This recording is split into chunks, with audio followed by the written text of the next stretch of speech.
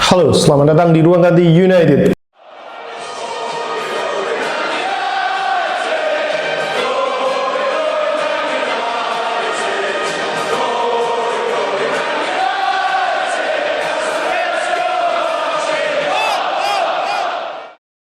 Episode kali ini akan membahas, enggak membahas, cuma curahan hati seorang fans yang dimana klub kesayangan kita, klub tercinta kita mengalami 3 kekalahan beruntun, atau lebih tepatnya 4 kekalahan beruntun dengan Carabao Cup.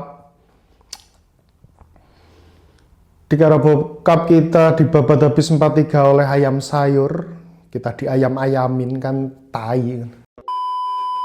Bahkan 2 gol yang kita dapatkan berasal dari kesalahan kiper Tottenham Hotspur. Dan lagi-lagi kebobolan melalui sepak pojok. Terus dilanjutkan rekor buruk saat menjamu Bournemouth 3-0. Kita dihabisi benar-benar di kandang 3-0 tanpa balas. Selanjutnya melawat ke kandang Wolverhampton, di mana kita juga kalah 2-0 dikarenakan kebodohan El Capitano kita melakukan pelanggaran yang tidak perlu sehingga menghasilkan 2 kartu kuning. Sangat-sangat merugikan tim.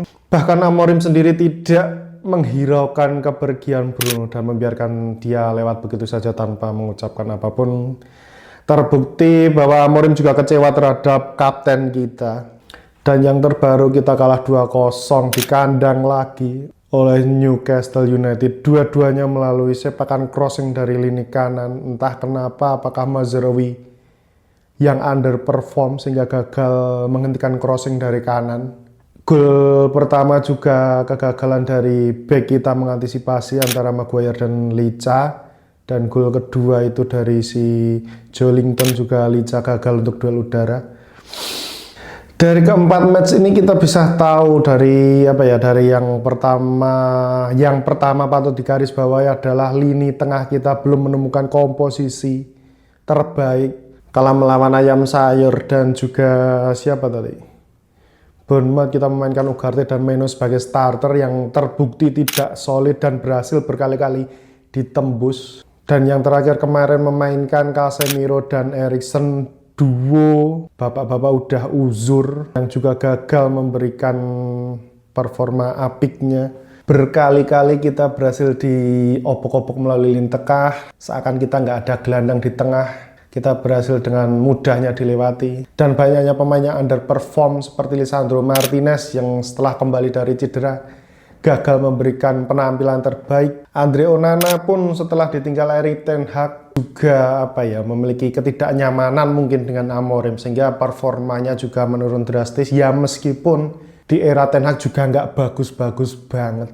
Dengan kiper cadangan Altay Bayindir yang yang nggak bisa bersaing juga dengan Onana. Jadi intinya kedua kiper kita itu emang sama-sama kiper semenjana, kiper bapuk.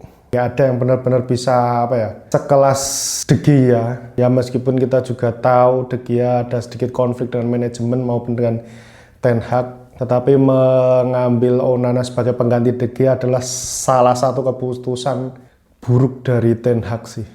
Bull up, tai, bull up.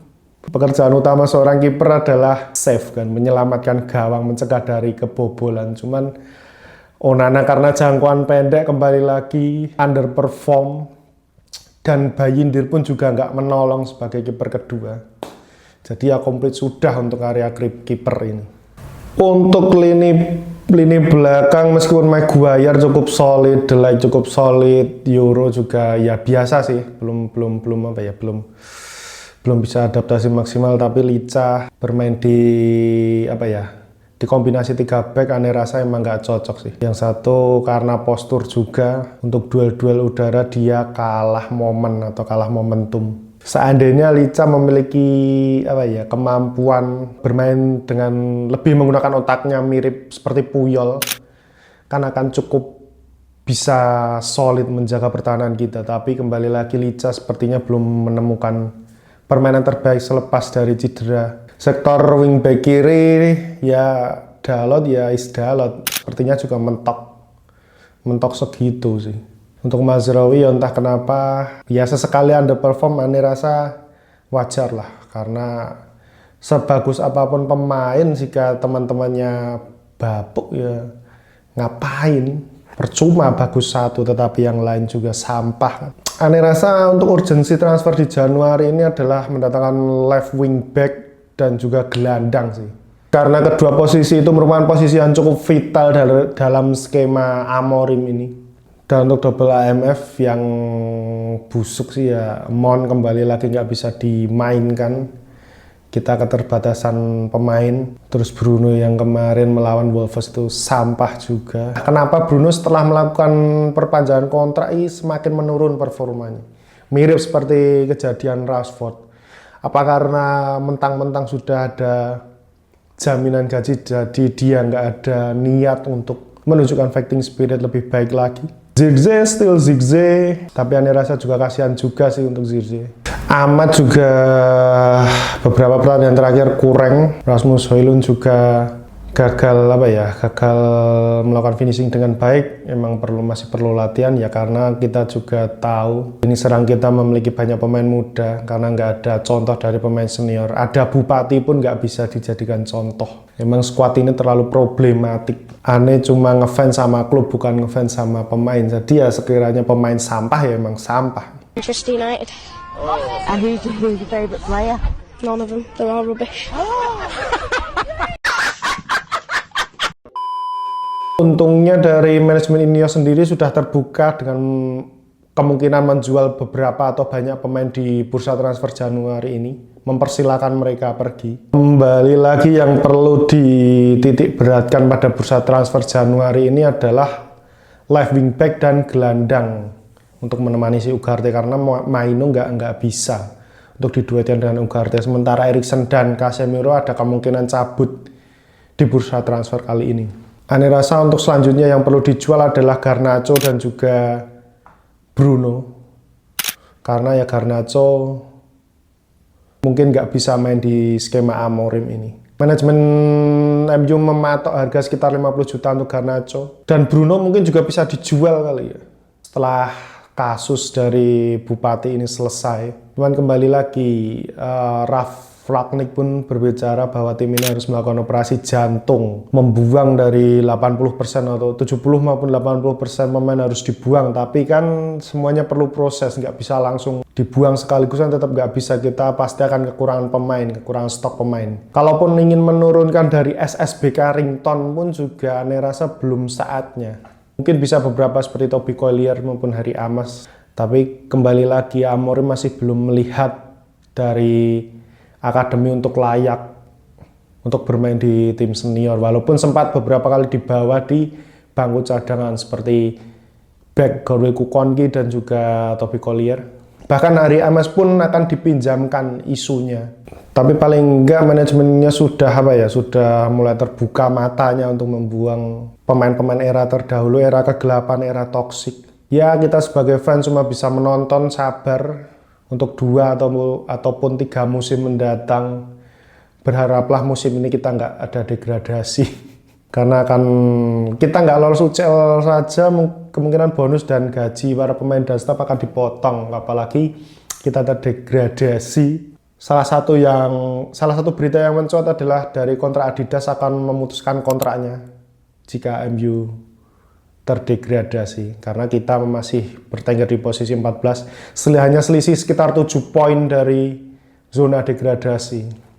Ya mungkin ini cuma curhatan seorang fans layar kaca sih, yang cuma bisa berkomentar sedikit, melakukan caci maki di akun sosial media MU.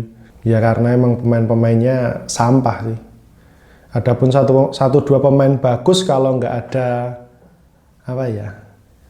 nggak ada yang memiliki fighting spirit atau rekannya malas-malasan, kan akan berdampak ke yang lain. Apalagi kaptennya Bruno, no hope. Untuk pertandingan mendatang kita akan bertemu Liverpool di mana ya? Di Anfield atau di mampus di Anfield?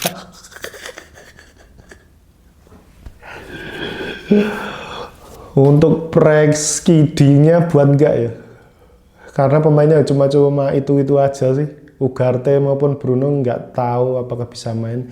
Ane berharap sih semoga Ugarte bisa main karena dia salah satu pemain yang cukup solid untuk membantu pertahanan sih. Ane nggak berharap menang, cuman seperti melawan City kita itu ada apa ya, ada kepercayaan diri lebih tinggi jika melawan rival. But kita nggak pernah tahu hasilnya seperti apa dengan kondisi mental kita yang lagi drop dan squad Arne Slot yang lagi in the sky, nggak ada pesaing untuk memenangkan liga musim ini. Kemungkinan karena paruh musim selisih poinnya cukup jauh dari peringkat 2 Nottingham Forest.